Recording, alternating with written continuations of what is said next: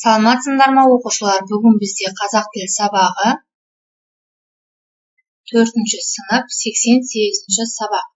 Бүгінгі ортақ бөліміміз құстар туралы не білемін. Бүгінгі сабақтың тақырыбы зат есімнің жіктелуі. Бүгінгі сабақта сендер зат есімді жіктеуді білетін боласыңдар және жіктік жалғауларын ажырата алатын боласыңдар. Сабақты бастамас бұрын психологиялық ахуалды қалыптастырып аламыз және де үй жұмысын тексереміз. Үй жұмысы өткен сабақта берілген, үй жұмысы 16-шы жаттығу. Ал енді оқушылар бүгінгі жаңа сабағымыздың тапсырмаларын орындаймыз. 17-ші жаттығу өлеңді оқы. Құс суы аққумын, табиғат көркін сыйлаған, мылтығын кезеп еш мерген, атуға көзі қимаған. Мен торғаймын, суықта да тоңбаймын, құрт құмырсқа шіркейден бау-бақшаны қорғаймын. Енді оқушылар осы өлеңнен қарамен жазылған сөздердің қай сөз тобында тұрғанын айтып, түбір мен жалғауын ажыратамыз. Бұл сөздер сөйлемде қандай мүше болып тұр? Енді аққумын, торғаймын деген қарамен жазылған сөздер бар. Аққу түбір сөз, мын жалғау. Торғай түбір сөз, мын жалғау. Бұл сөздер сөйлемде баяндауыш болып тұр. 18-ші жаттығуға қараймыз. Сөйлемді көшіріп жаз. Мен оқушымын, сен оқушысың, ол оқушы. Бір-біріңе түсіндіре отырып сөйлем мүшесін талдаңдар. Не байқадыңдар? Бастауыш қай сөз тобынан болып тұр дейді.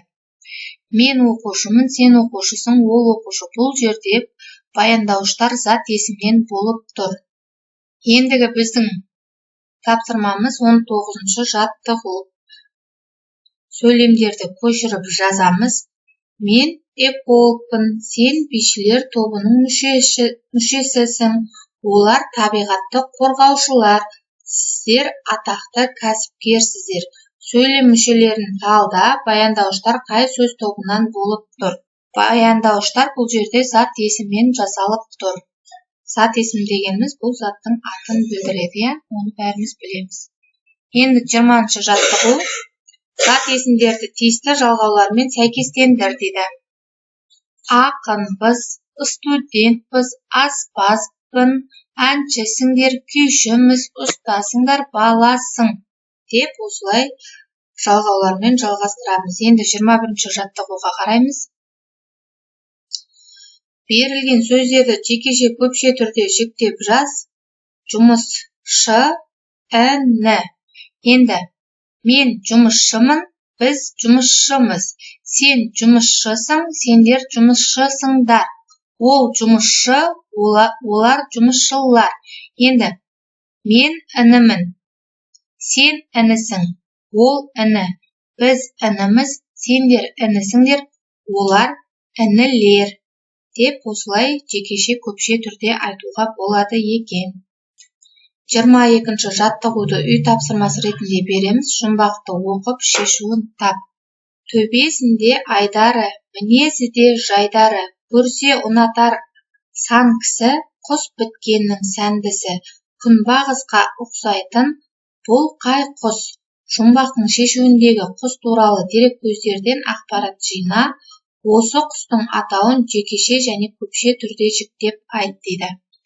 Жұмбақтың шешуі тауыс. Тауыс ең әдемі құстардың бірі, ол қырғауыл тұқымдасына жатады. Мен тауыспын, сен тауыссың, ол тауыс, біз тауыспыз, сендер тауыссыңдар, олар тауыстар деп жекеше көпше түрде айтсақ болады екен. Оқушылар, осымен бүгінгі сабағымыз аяқталды. Сабағымыз ұнап жатса, сендерге пайдалы болып жатса, каналға тіркеліп, комментарий жазып кетуді ұмытпаймыз.